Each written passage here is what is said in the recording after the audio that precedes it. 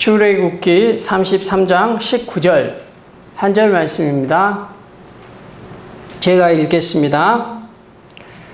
여호와께서 이르시되 내가 내 모든 선한 것을 내 앞으로 지나가게 하고 여호와의 이름을 내 앞에 선포하리라. 나는 은혜 베풀 자에게 은혜를 베풀고 긍휼히 여길 자에게 긍휼을 베푸느니라. 아멘.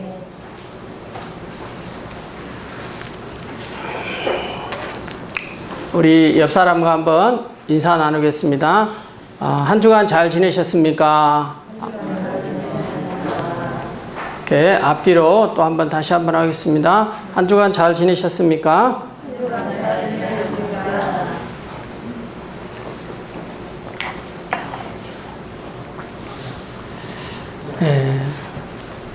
원래 은혜라는 말은 고맙게 베풀어주는 신세나 혜택, 이런 일반적으로 사용하는 의미가 있고요. 기독교에서는 하나님께서 인간에게 베푸는 사랑이란 뜻이 있는데 이런 하나님의 사랑은 우리가 구원의 은혜를 받을 때 알 수가 있고, 또 우리가 기도할 때나 우리 일상의 삶 가운데 하나님이 저희들 가운데 함께 해주실 때 알 수가 있습니다. 그러나 성경에 보면은 은혜를 하나님께서는 베푸실 뿐만 아니라 후회하시는 것도 볼 수가 있습니다. 그리고 그 후회에 머물러 있지 않으시고 다시 하나님께서는 저와 여러분을 위해서 일하시는 모습을 보기도 합니다.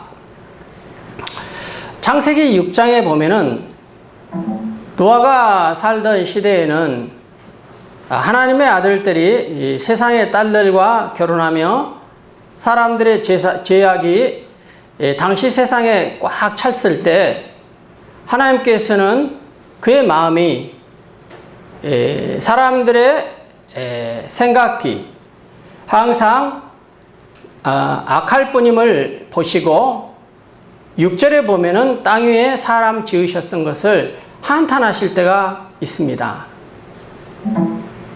이때 한탄하다라는 이 히브리어 라함이라는 동사는 우리나라 말로 바꾸면은 한숨을 쉬다.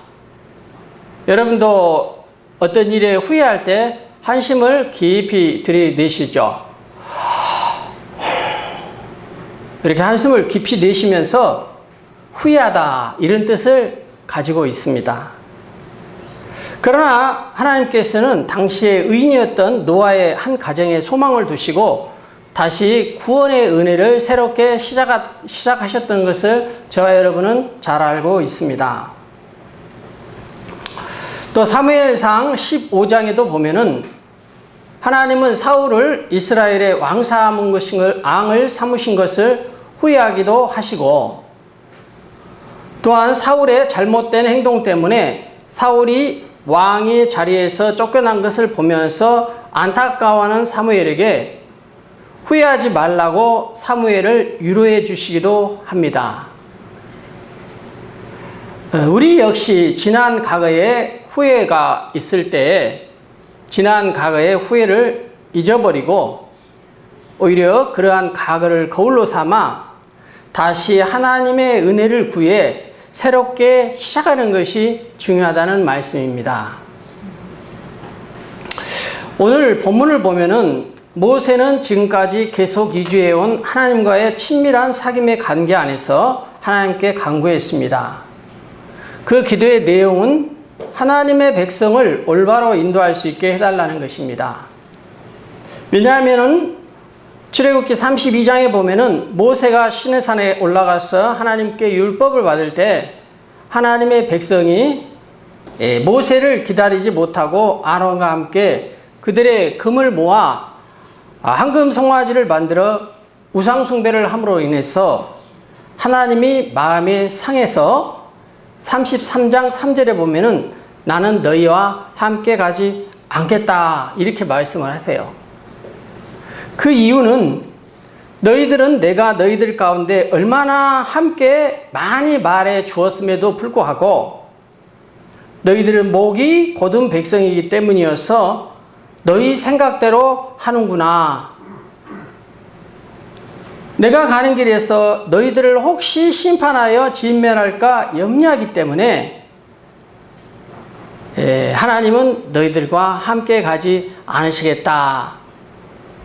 그 이스라엘 백성들을 가나안으로 이끌고자 하는 존재가 하나님이신데 그 하나님께서 그 하나님의 백성 자녀들을 가나안 땅으로 가는 것을 홀로 가게 내버려 두고 하나님 가지 않으시겠다는 것입니다. 그러나 하나님은 출애굽기 32장 14절에 보면은 화를 그 백성에게 내리시지 아니하시고 이렇게 나와 있는데 모세의 간구하는 기도의 내용을 들으시고 그 백성에게 화를 내리시지 않겠다고 말씀하시면서 33장 14절에는 다시 그들과 함께 친히 가리라 이렇게 말씀하십니다. 그러면서 하나님께서는 오늘 19절에 나는 은혜 베풀 자에게 은혜를 베풀고 긍휼히 여길 자에게 긍휼을 베푸느니라 라고 말씀하십니다. 그때 모세는 하나님께 자기와 백성들에게 하나님께서 여전히 저희들을 후회하시고 버리시는 것이 아니라 하나님의 은혜로 이스라엘 백성들에게 함께 해주시겠다는 징표를 보여달라고 요구했습니다. 그렇지만 하나님의 그 유엄과 거룩하심을 보고 살아남을 자는 없습니다. 모세는 여호와께서 친히 선포하시는 말씀을 들었고 비록 잠시나마 하나님의 영광의 일부분의 모습이라도 보았습니다. 이처럼 모세가 다시 하나님과 함께 하시겠다는 하나님이 모세와 함께 하시겠다는 약속을 받은 은혜를 보면서 하나님께서는 저와 여러분에게 은혜를 베푸실 때 은혜를 베푸는 하나의 영적인 원리가 있습니다. 그 원리를 오늘 말씀을 통해서 두 가지로만 요약해 보겠습니다. 첫째는 하나님은 어떤 자에게 은혜를 베푸시기를 원하시느냐? 전심으로 하나님을 사모하고 찾는 자에게 은혜를 베풀어 주십니다. 출애굽기 32장의 모세의 기도를 보면은 모세 자신의 기도로 여호와 하나님의 심판을 면했어요. 그래서 여호와 하나님께서 이스라엘 백성의 전체를 다 심판하지는 않으셨지만은 여전히 이스라엘 백성들 안에서 우상숭배의 선종자들이었던 3,000명이 칼에 맞아 죽게 됩니다. 그러나 모세는 그럼에도 불구하고 나라 전체가 범죄한 것을 깨닫고 다시 한번 시내 산에 올라가 여호와께 기도합니다. 모세는 다시 시내 산에 올라가서 기도할 때 그들의 죄를 사해달라고 기도하면서 하나님이 그 백성의 죄를 사하시지 않으시면은 하나님이 기록하신 책에서 자신의 이름을 제하는 것이 낫겠다고 32장 32절에 나와 있어요. 여러분 한번 생각해 보십시오. 우리의 신앙의 최종 궁극적인 목적은 표대는 어디입니까?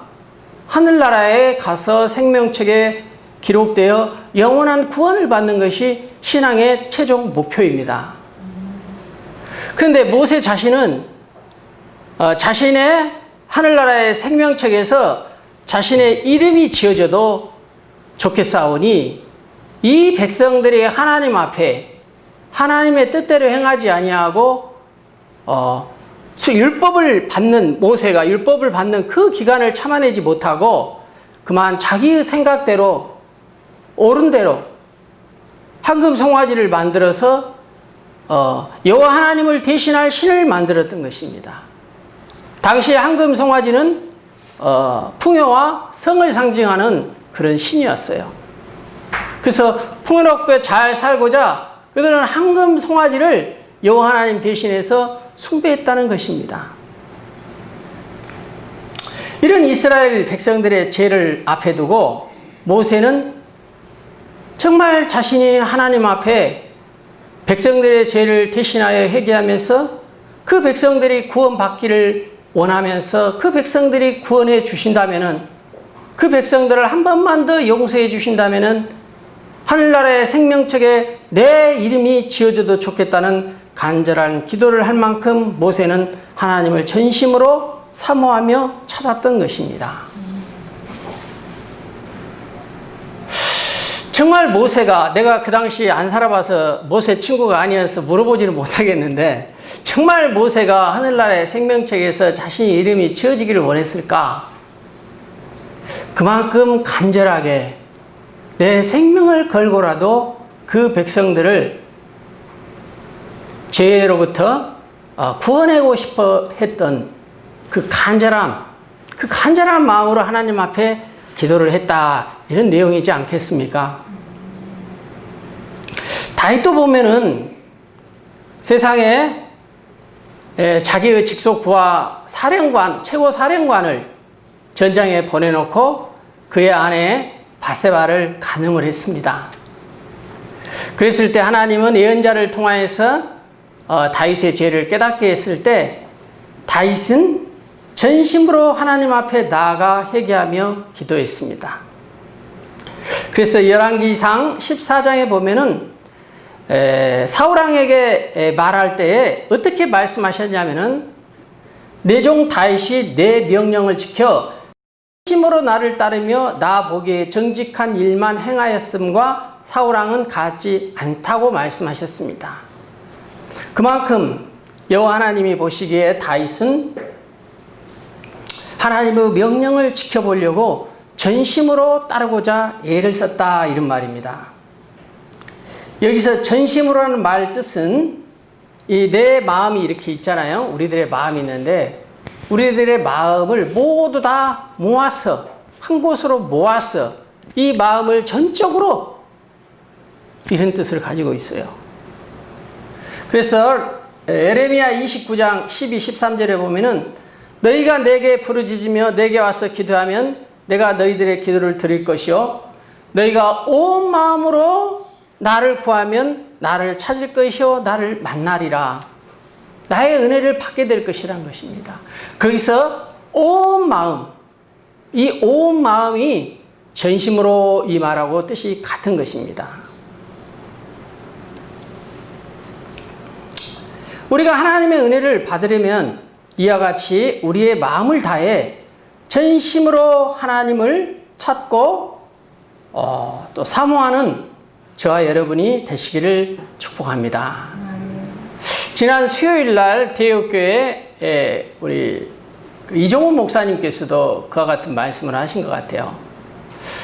정말 소망이 없던 교회에 그 다음 세대를 위해서 그들의 부모가 금식하며 간절히 기도할 때 하나님께서 그들의 기도를 들으시더라. 그와 같이 우리들의 마음 안에는 정말 금식을 할 만큼 간절한 마음으로 하나님의 은혜를 찾고 구하는 자에게는 하나님께서 반드시 은혜를 베풀어 주신다는 것입니다. 아멘. 전심으로 하나님을 찾고 구하는 귀한 성도님 되시기를 빕니다. 다음 두 번째는 하나님은 어떤 자에게 은혜를 주시는가? 하나님 마음에 합한 자에게 은혜를 주십니다.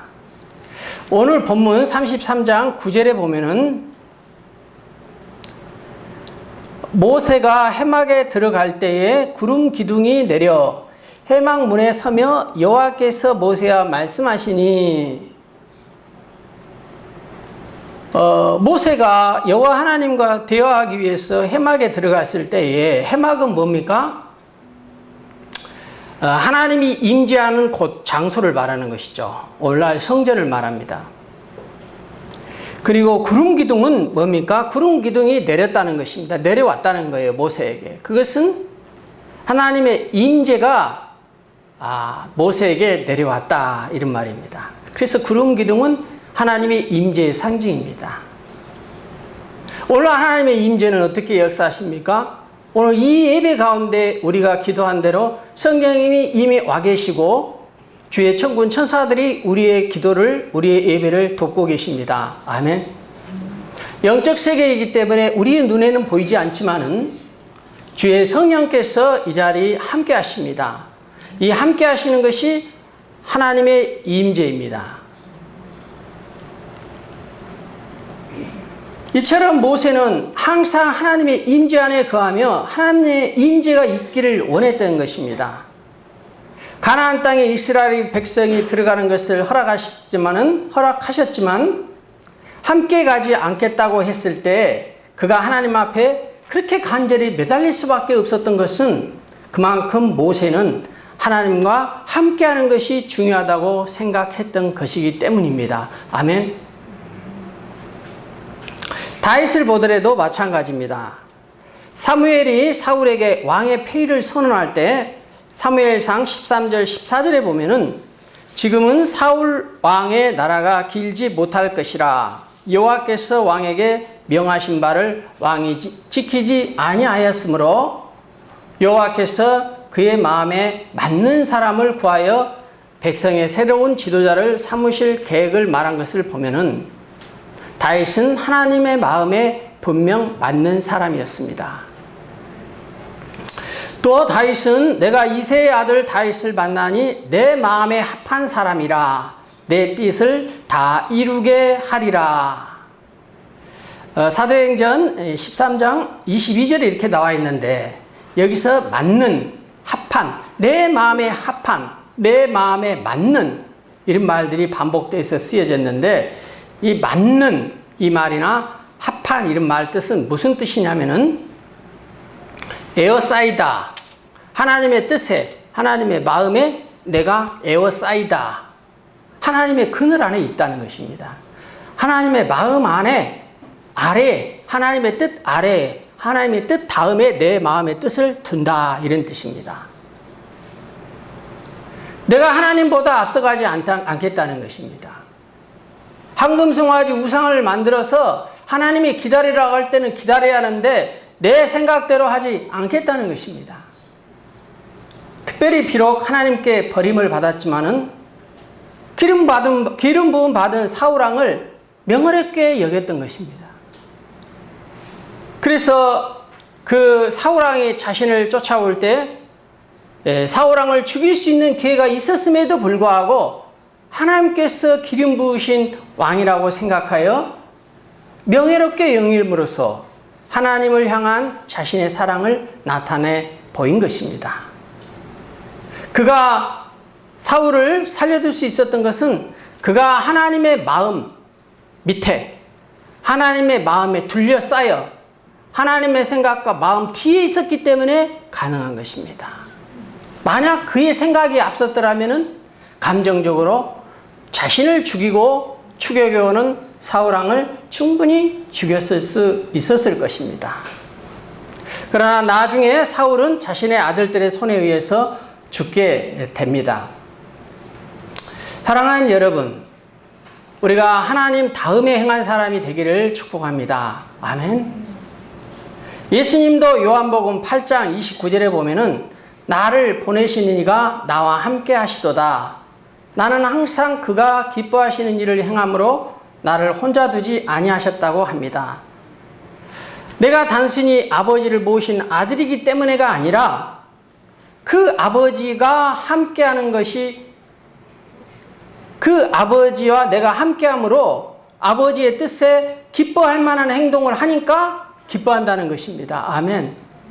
자, 여러분이 단지 우리 부모의 관계에 있어서 그가 아버지이기 때문에 기뻐하는 것이 아니라 내가 그 아버지의 뜻을, 그 마음을 헤아리고 그 뜻 아래서 그 아버지 뜻 다음에 그거를 행할 때 아버지가 기뻐하신다는 것입니다. 그럴 때 아버지 마음에 합한, 맞는 이런 말을 사용한 것처럼 하나님과 우리의 관계에 있어서 우리가 하나님보다 앞서가지 아니하고 하나님의 뜻을 분별하여 그 뜻 아래에 내 마음을 둔다는 것입니다. 그 하나님의 뜻 뒤에 내 마음이 쫓아간다는 것입니다. 그럴 때 하나님은 저와 여러분을 하나님의 뜻에 맞는, 하나님의 뜻에 합한, 이런 다윗에게 사용했던 단어를 사용해 주시리라 믿습니다. 때문에 우리는 항상 나를 향한 하나님의 마음이 어디에 있는가를 분별할 수 있어야 합니다.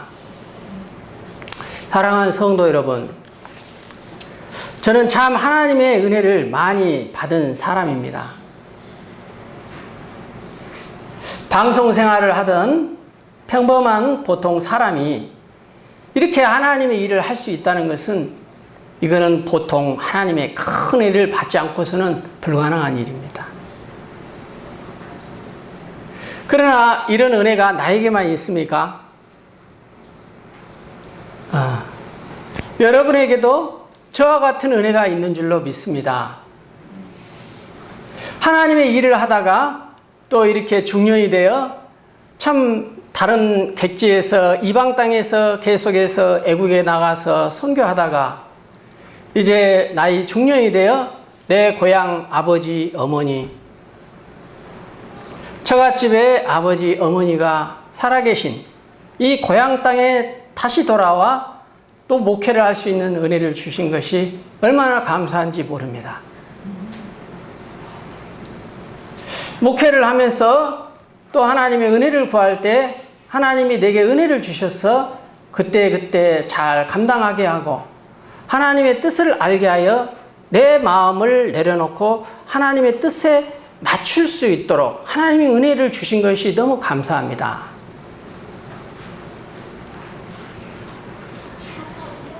오늘 여러분과 은혜에 대한 말씀을 나누니 참 은혜를 많이 받은 사람인 것 같습니다.